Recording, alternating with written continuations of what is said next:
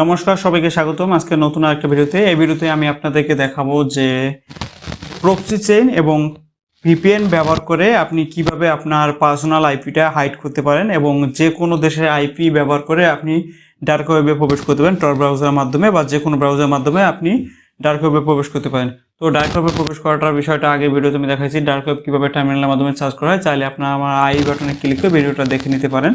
তো আজকের ভিডিওতে দেখাবো যে কিভাবে প্রক্সি চেইন এবং ভিপিএন ব্যবহার করতে হয় বা কোন ভিপিএন ব্যবহার করলে আপনার আইপিটা সিকিউর থাকবে, সম্পূর্ণ হাইড থাকবে। তো আমি শুরুতেই আমার একটা আইপি চেক করে দেখাবো। এটা হচ্ছে আমার আইপি।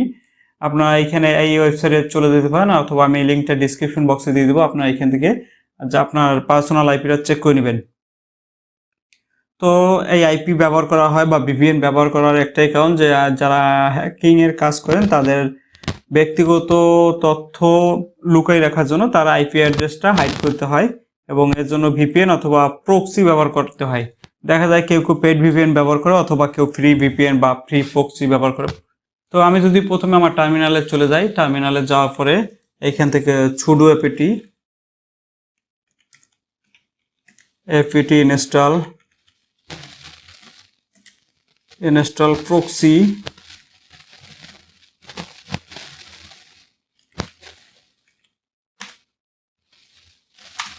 tor space Y. তো আপনারা এটা টাইপ করবেন sudo apt install proxy tor space -y। তো এটা পরে ইন্টারপ্রেস করে দেবেন। এখন পাসওয়ার্ডটা দিয়ে দেবেন আপনার। তো এখানে দেখুন ইনস্টল হচ্ছে, তো সঙ্গেই থাকুন, বেশি সময় লাগবে না। ইনস্টল কমপ্লিট হয়ে গেছে। তো পরবর্তী স্টেপটা আমি দেখাচ্ছি এখন। তো আমি আগেই যেহেতু এটা করেছিলাম, আমি এখানে স্টার্ট tor। যদি আপনারা পুরোনো যে ডার্ক ওয়েবের যে ভিডিওটা আছে ওই ভিডিওটা যদি দেখে না থাকেন তাহলে অবশ্যই দেখে নেবেন। ওইখানে আমি দেখাইছি যে কীভাবে সব ইনস্টল করতে হয়। তো পরবর্তী স্টেপে আমি চলে যাব।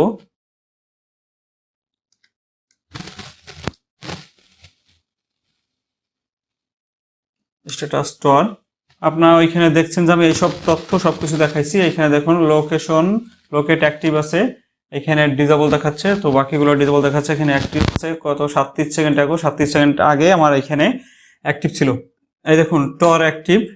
তো আমি যদি এখান থেকে সি প্রেস করি মানে আমার এটা এন্ড হয়ে যাবে। তার পরবর্তী অপশনটা আপনারা অবশ্যই ফলো করবেন, কোনো প্রকার স্কিপ করবেন না। আমার এখানে টর দেখুন অলরেডি রানিং ছিল 37 সেকেন্ড আগে। আমি যদি আবার pseudo space nano, double space হয়ে গেছে, ন্যানো ইটিসি প্রক্সি চেইন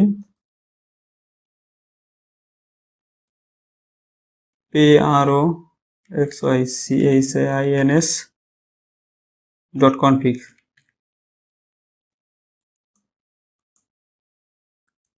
তো আপনারা এটা সম্পূর্ণ ভালো মতন টাইপ করবেন যাতে কোনো বানান ভুল না যায়।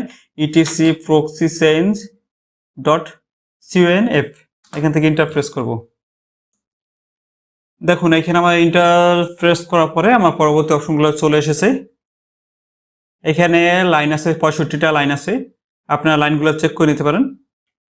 তো আমি যদি একবার নিচের দিক চলে যাই, নিচের দিক চলে যাওয়ার পরে দেখবেন যে আমার একটা আইপি দেখাচ্ছে। এখানে দেখুন SOX4, এখানে দেখছে 127.0.0.on, এখানে দেখছে পোর্ট নাম্বার 9050 পোর্ট নাম্বার।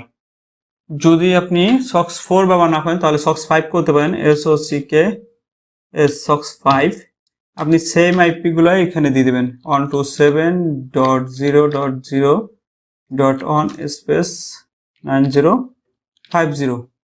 তো আমি যদি এক্সিট করি তাহলে আমাকে কন্ট্রোল এক্সপ্রেস করতে হবে। যদি বাকি অপশন মানে জিতে যায়, মানে হেল্প চাইলে জি দেবে, রাইট আউটে 0। আপনারা এই কমান্ডগুলো দেখে নেবেন। তো আমি এখান থেকে যেহেতু বেরোয় যাবো, আমি কন্ট্রোল এক্সপ্রেস করলে আমার।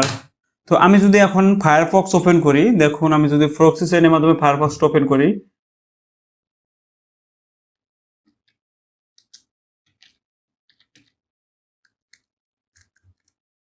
Proxy PROXYCHAINS proxy chain.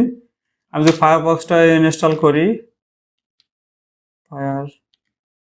তো আমি ফায়ারফক্স যদি লগ ইন করি মানে ওপেন করি, এখানে দেখুন ফায়ারফক্স ওপেন হয়ে গেছে। তো এখান থেকে যদি আমি আমার আইপিটা চেক করি দেখবেন যে আইপিটা চেঞ্জ হয়ে গেছে।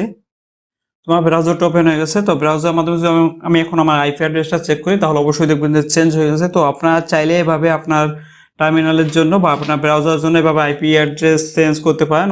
তো আমি যদি এখন আমার আইপি অ্যাড্রেসে প্রবেশ করি বা আমার ব্রাউজারটা চেক করি তাহলে দেখবেন যে আমার আইপিটা চেঞ্জ হয়ে গেছে। তো আপনারা এইভাবে আপনাদের আইপি হাইড রাখতে পারেন কাজের পূর্বে। টর ব্রাউজার অথবা ডার্ক ওয়েবে প্রবেশ করার ক্ষেত্রে যদি আপনি আপনার আইপিটা হাইড রাখেন তাহলে অনেক কিছুই আপনার সেফ থাকবে। তো এই হলো পূর্ণ ভিডিও। যদি ভিডিওটি ভালো লাগে অবশ্যই আমার চ্যানেলটি সাবস্ক্রাইব করে দেবেন এবং পাশে থাকা বেল আইকনটি বাজিয়ে দেবেন। এবং পূর্বে ভিডিওগুলো যদি ভালো লাগে অবশ্যই কমেন্টে জানিয়ে দেবেন এবং কোন টপিকের উপর ভিডিও দেবো সেই টপিকটা জানাবেন। চেষ্টা করবো সেই টপিকের উপর ভিডিও দিতে। ধন্যবাদ সবাইকে সাথে থাকার জন্য।